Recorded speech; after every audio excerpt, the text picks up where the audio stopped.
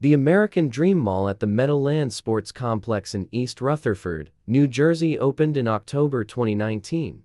It had been under construction, in various forms, under various names, and under 4 separate developer ownership structures.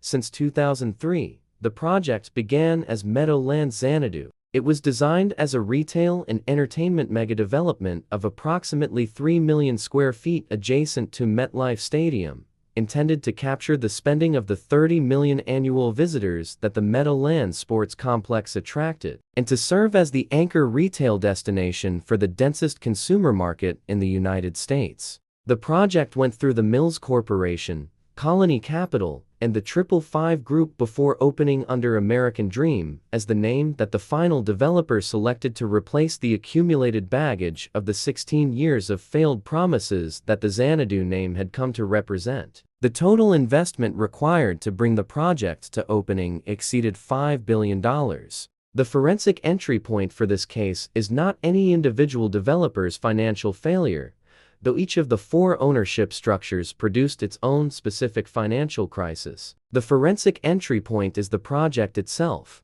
the specific characteristics of a mega project that required 16 years and 4 developer changes to reach opening. And that opened into a retail environment so structurally different from the one that had justified its original conception that the completion of the project raised immediate questions about whether opening had been the correct decision. Building a mall in 2003 for the retail market of 2003 was a viable thesis.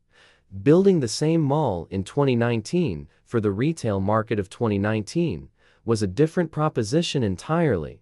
The construction period had lasted long enough for the retail environment to change from one in which a new megamall could succeed to one in which the success of a new megamall was structurally questionable regardless of its location, execution, or entertainment offering.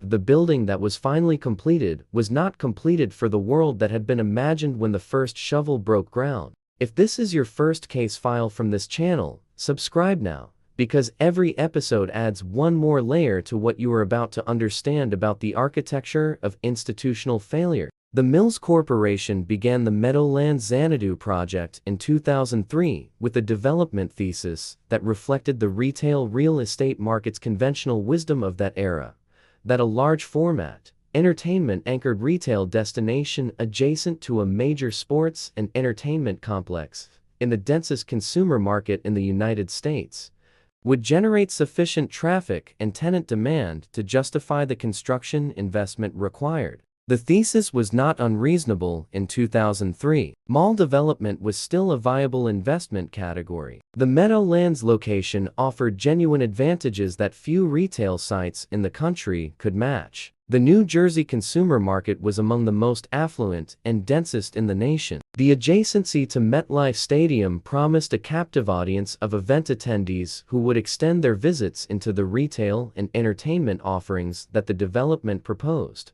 The Mills Corporation's financial difficulties, which were separate from the Meadowlands project, and which eventually led to the company's collapse and acquisition by Simon Property Group in 2007, produced the first developer transition before the project had progressed beyond partial construction. Colony Capital acquired the project and attempted to advance the construction, but the 2008 financial crisis eliminated the financing that a project of this scale and complexity required, producing the second developer transition and leaving a partially constructed structure visible from the New Jersey Turnpike for years. The architectural evidence of a mega project, that the financial crisis had stopped mid-execution. The covenant that neither the Mills Corporation nor Colony Capital had adequately priced was the one embedded in the retail real estate market structural vulnerability to the forces that the years between 2003 and 2019 were progressively assembling. Amazon had not yet demonstrated its capacity to eliminate the retail traffic that justified mall anchor tenant demand. The smartphone had not yet transferred discretionary leisure time from physical retail environments to digital ones. The suburban mall format had not yet entered the period of accelerating structural decline that the 2010s produced. All of those forces were developing during the 16 years that the Meadowlands project spent under construction, and none of them had been adequately modeled in the original development thesis that the Mills Corporation had assembled in 2003. At what point does a development project's construction timeline become long enough to invalidate the market thesis that justified its initiation? Leave your analysis in the comments below. The appraisal methodology that governed the successive financing rounds for the Meadowlands project shared the foundational error documented across this channel's archive, but expressed it through a temporal dimension that makes this case uniquely instructive. The stabilized revenue projections for each financing round were calibrated to the retail real estate market conditions of the year in which the financing was being assembled, rather than to a projection of the market conditions that would exist when the project was actually open and operating. In 2003, the Mills Corporation's appraisal projected stabilized income based on a retail market in which physical retail was the primary channel for consumer discretionary spending.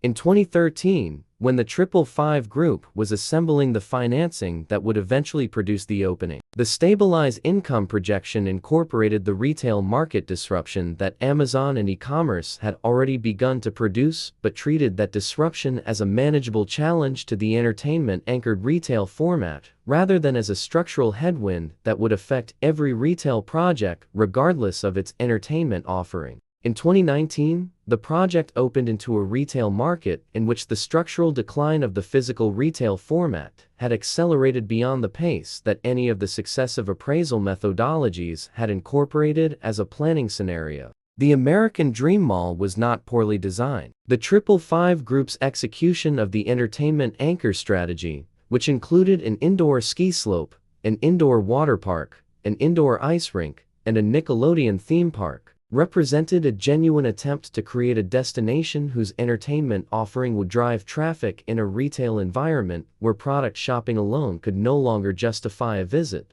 The entertainment offering worked in the specific sense that the destination attractions generated genuine visitor interest. It did not work in the financial sense that the project required, because the visitor interest that the entertainment attractions generated did not convert into the retail tenant demand and retail spending per square foot that the debt service on $5 billion in development investment required. If the forensic analysis this channel conducts is changing how you read real estate headlines, the like button is how the algorithm knows to send this case file to the next analyst who needs it. The American Dream Mall's financial performance since its 2019 opening has been consistently below the projections that justified the 555 Group's completion investment. The COVID-19 pandemic closed the mall within months of its opening, a timing catastrophe that the development could not have anticipated and that eliminated the momentum that any major retail opening requires to establish its tenant base and visitor pattern.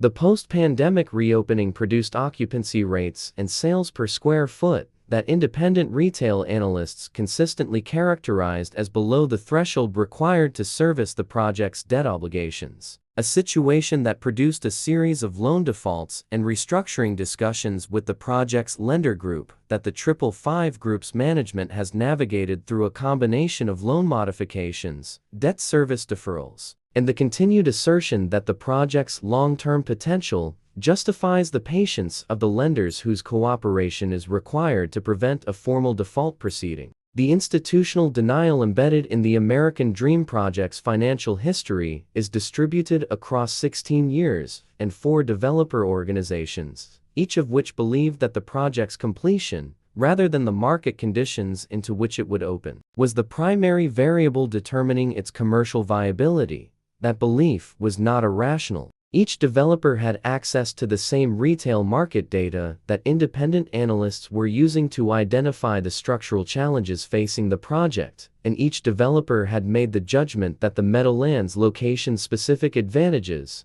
the density of the consumer market, the adjacency to MetLife Stadium, and the unique entertainment offering were sufficient to overcome the structural headwinds that the data identified. That judgment may still prove correct over a sufficiently long time horizon. The project is open. The entertainment attractions are operating. The visitors are coming, in numbers that validate the destination thesis, even if those numbers fall short of what the financial model requires. The specific question that the American Dream case poses, and that the passage of time will eventually answer, is whether a retail project whose development period spanned 2 retail years can adapt to the second era well enough to justify the investment that the first era initiated. The American Dream Mall sits at the Meadowlands Sports Complex, visible from the New Jersey Turnpike, adjacent to MetLife Stadium, serving the densest consumer market in the United States. All of those facts were true in 2003, when the project was conceived. All of those facts remain true today. None of them have been sufficient to produce the financial performance the $5 billion investment requires. What the American Dream case reveals in the context of this channel's 32 case archive is the specific risk that a construction timeline creates when it extends long enough to span a structural shift in the market that the project was designed to serve.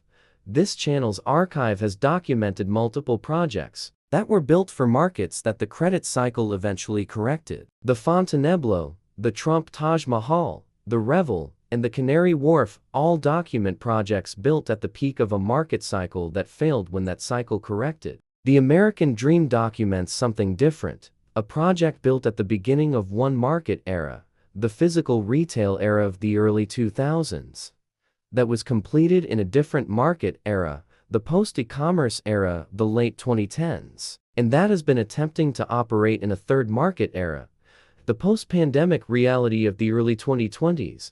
Since its opening, the project has not been destroyed by any single financial failure. It has been progressively eroded by the accumulation of market changes that 16 years of construction time allowed to develop without the project being able to adapt to them. A mall cannot pivot. It cannot be repositioned the way a company can be repositioned. The 3 million square feet of retail and entertainment space that the 555 Group completed in 2019 is the space the project will operate in for the foreseeable future, and the market conditions of the foreseeable future are not the market conditions that the space was designed for. If this case file changed how you evaluate the relationship between construction timeline and market thesis validity in large format retail development, subscribe to this channel, because the next case examines what happens when the market thesis and the construction timeline are both perfectly calibrated and the project fails anyway. And in the comments,